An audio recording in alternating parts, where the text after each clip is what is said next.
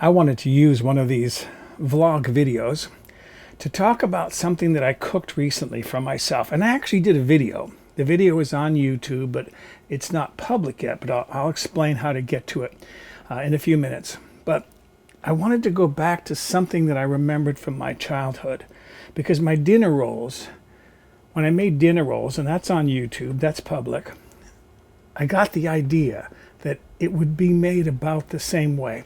And just to give you an idea about some of these old memories, this sounds awful odd, one of the few memories I have from my infancy, but I remember my baby cereal because I really liked the flavor of that cereal. And for many, many, many years, I tried to figure out what it was. And I didn't go buy a box of Gerber's baby cereal to see what it was, but I was trying to figure out what was that.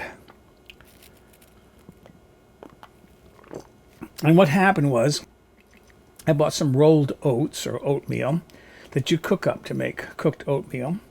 And I bought that because I wanted to grind it up in a food processor into kind of like a powder and use that in bread making. I think it was bread making. It might have been in a meatloaf. I don't remember, but it was like a ground up oat powder.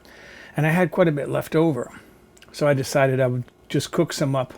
One day I cooked some in milk and added some sugar, and when I tasted it, voila, there was my baby oatmeal. It was just, that's what it was. It was baby oatmeal, but ground up oats. That was the baby cereal that I grew up with. So I have these memories of things from growing up way in the past. I grew up in New England, Connecticut, a small town. It wasn't even a town. It was a village, one of 5 villages that made up the town of Stonington. And the village I grew up in was called Mystic. If you've seen the movie Mystic Pizza, which wasn't filmed in Mystic, it was filmed in the borough of Stonington, that's Mystic. There were 2 scenes that were filmed in Mystic. The rest were all filmed in the borough. Anyways,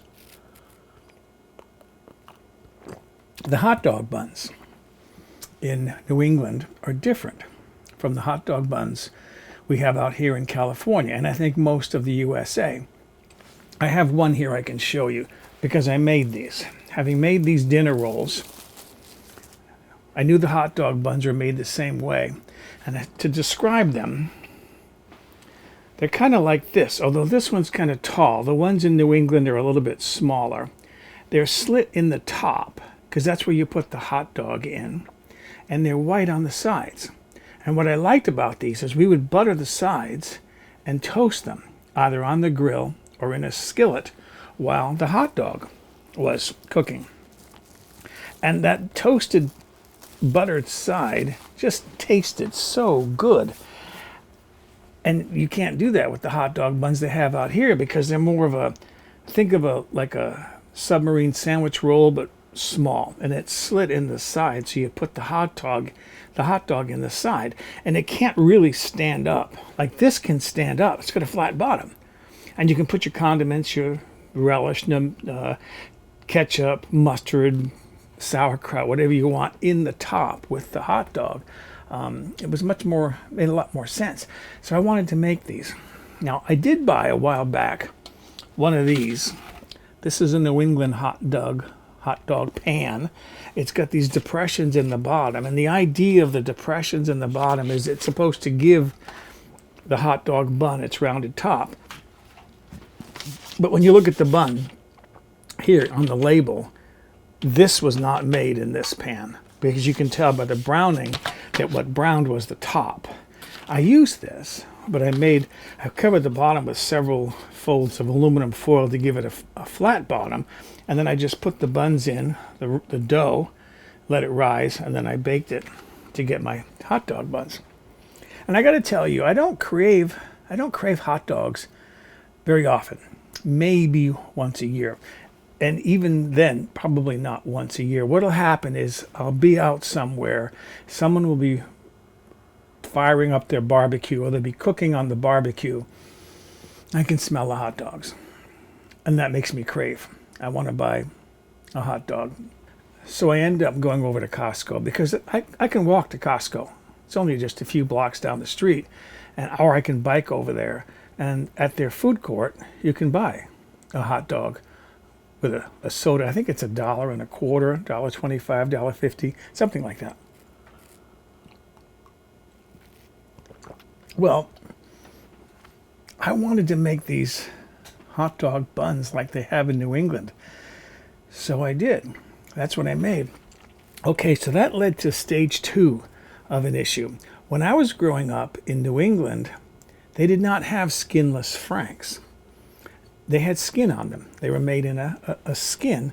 Today's Franks, you can tell that they're made in some sort of a tube because you look at the ends of the hot dogs, they have these creases where the casing was twisted off and then they were cooked. It's a plastic casing that they cook them in, and then they slit the casing and take the cooked hot dog out, so it's a skinless Frank. And if you look closely at the hot dogs, you can see a little very shallow slit down the length of the hot dog. That's where they slit the skin, that plastic skin, to get rid of it. I like the skin on the hot dogs. There was something, I don't know how to describe it. It's like a tactile experience, that snap as your teeth would bite through the skin of a hot dog. And there were places that sold them, hot dog stands. I don't know that we could ever buy them in the store later on, but they were hot dog stands where we knew we could get those Franks. And that's why we would buy them if we were out driving around and we wanted to have one of those hot dogs. And I like my hot dogs plain, too. That sounds kind of weird to some people. I don't put ketchup, relish, mustard, whatever on it. I want a hot dog in a bun. I want the bun buttered and toasted. That's the way I like my hot dogs.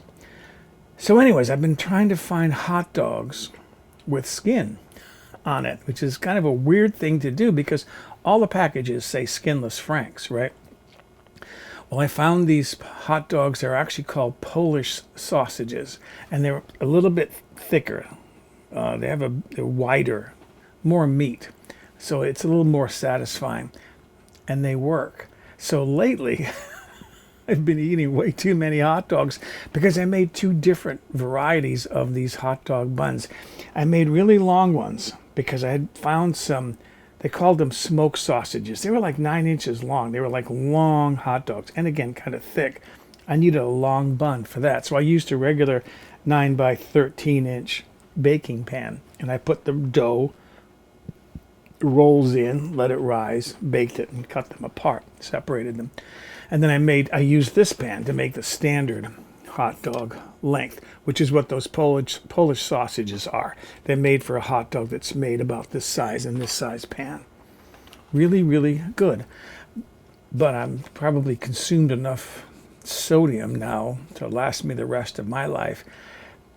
But I got to say it was satisfying because it was like I brought back something from my childhood that I thought I would never experience again, because I don't know of any place here in California that sells those hot dog buns that I really like.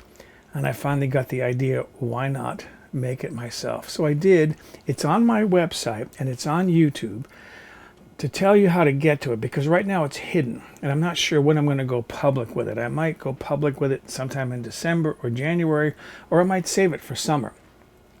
The hot dog buns, but just leave it out there. If you go to my website, mobilehomegourmet.com, I'll put the URL down there for you, and you look at the home page, go down to the bottom of the home page, and it says videos for advanced viewing.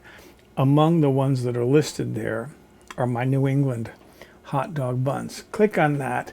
That'll take you to the recipe page where you can get the recipe as a PDF or the print-friendly version, but there'll be a green button, View Video. If you click that, that'll open up a new window to YouTube, and you can watch the video now, even though it's hidden, it's not listed on YouTube. And just to explain why not listed, there was a problem for a while on YouTube where YouTube was marking many of our videos as inappropriate for advertisers, and they were demonetizing it, so we couldn't make any money on our videos. There was an appeal process, but it wasn't right. It didn't help someone like me. But what they did was they added a new process where you could put the video up as unlisted, and as long as you have at least 10,000 subscribers, I have more than 15,000 subscribers, then you could appeal if they marked the video as inappropriate, and within 24 hours they would review it. And the couple of times, 1 or 2 times that I had to appeal, within 24 hours, they approved it. I mean, they're cooking videos. There's nothing wrong with them. But that's what I started doing, was putting up the videos early as unlisted to give YouTube a chance to see whether it was going to mark them as inappropriate or not, and then give me time to appeal before I actually put it up for public viewing. And I decided, as a gift to people who visit my website or who have sponsored me on my Patreon page, as a gift to them, I would notify them of these early videos so they could watch them early and ad-free. There's no advertisements on those yet because the earliest ones aren't even monetized yet. So anyways, so that's what I cooked lately. New England style hot dog buns. Really, really good. Don't know when I'll ever make them again because I'm kind of saturated on hot dogs for a while and I still have buns left over. But a really satisfying video for me personally to go back to my childhood and bring something back from my early childhood. And one more thing. In my last video, you might remember I cauterized my own nose. I performed my own medical procedure. Since then, not one nosebleed. And I can live normally, which means I can sneeze now. Before, I had to be very careful how I sneezed. I would try to sneeze through my mouth and just kind of cinch up my nose so I wouldn't move my nose at all because I could crack the skin through that vein, bloody nose. I can wash my face in the shower now. Before I would wash my face, look down, there's blood on my chest, or I dry my face and look and there's blood in my towel. Really annoying. I can blow my nose. If I feel a runny nose, I can blow my nose normally. I don't have all this blood in my tissue. So it worked. It worked. It's been over a week. It's been fine. No pain or anything. It hurt for the first like 24 hours because I could feel that caustic silver nitrate and potassium nitrate. Those two were on that swab. I could feel that they were burning that tissue, cauterizing that tissue. But after the following day, it was fine. Everything is fine. Back to normal, no nosebleeds. So it worked. So thanks for putting up with me in my vlog. If you like what you're seeing or hearing, please subscribe, tell others about it, and thanks for listening.